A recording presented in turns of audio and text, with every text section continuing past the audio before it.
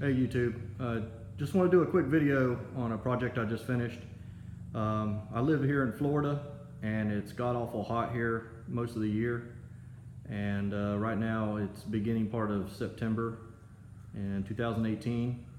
And so what I did is I did some research and I found some insulation foam to go on my garage doors. So right now they're up, but I'll put them down here in just a second. So here's what I ended up getting. Sorry it's upside down, but it's Insulfoam, I-N-S-U-L-F-O-A-M. It's pre-cut for the width part, or height, however you want to say it, for most garage doors. Just verify your garage door before you purchase any. But so all you really have to do is cut down the length. So it took me a grand total of about 6 hours because I got 2 doors, as you can see, and it took about 3 hours per door. I mean, after you get done doing the first door, believe me, it goes a lot faster. So let me put them down and I'll show you.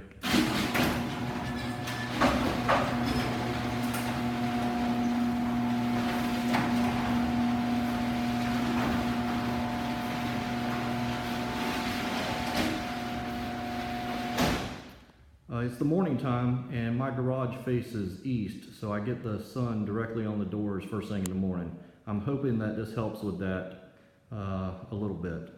So what I did is I had to remove, there's 4 stiffener rails on this door. One at the top and one at the bottom, 2 in the middle. And so I had to take each one of those off. It was a 7/16 wrench or socket to get those off. It really wasn't that difficult, and you could do it by yourself. So what you do is, once you get that off, get the door in position, you can put the measure, make sure you account for the gaps behind the steel, and it tucks in. So measure one section and cut it.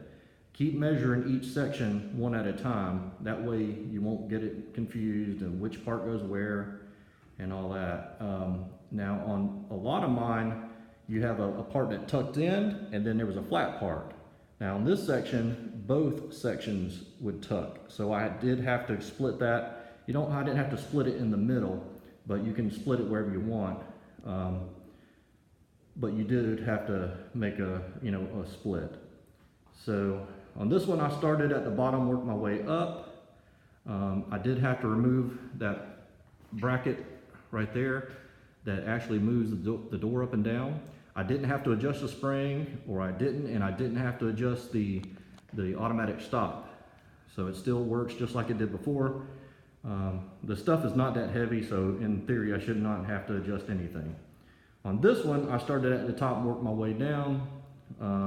I figured I'd do the most difficult part first, because this top rail, it actually tucks in behind that top bracket right there. So that was a little bit of a challenge. You're doing that on a ladder, and my garage doors are 10 feet wide by 7 feet tall. It is easier to the smaller the width is of these. In other words, from this distance to that distance.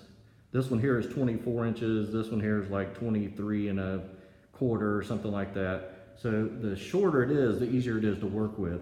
Like on these sections here where I had to split it, these are about a foot or about 12, 13 inches and then 12, 13 inches. It's a lot easier to work with. This stuff is flexible and you should pre-flex it. There's a lot of videos on YouTube on how to install these panels. So if you do want to do that, it is easy to do. It does take a little bit of effort, but you should pre-flex them as you're putting it in. So as soon as you get it cut, go ahead and pre-flex it, get it to where you about want it, and then flex it on the concrete.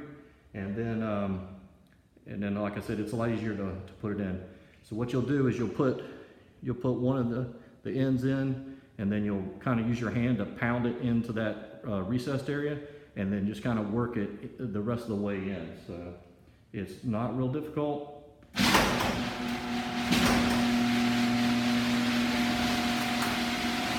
we go. As you can see, I'm starting to get the sun now.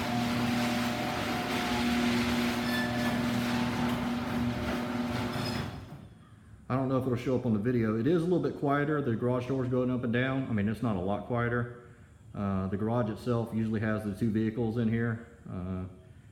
So it will probably make it a little bit quieter. When you're on the outside, I noticed where it is a lot quieter as the door goes up and down. Yesterday I did it because I only had one door done, and then so I could tell the difference between the 2 doors. I would have assumed that during the hurricane season it'll help stiffen up the doors so they won't rattle around. The actual thin sheet metal that the garage doors are actually made of. I would assume that won't rattle around as near as bad as it has in the past, since it's got some backing now. Anyway, quick video. Let me know if you have any questions.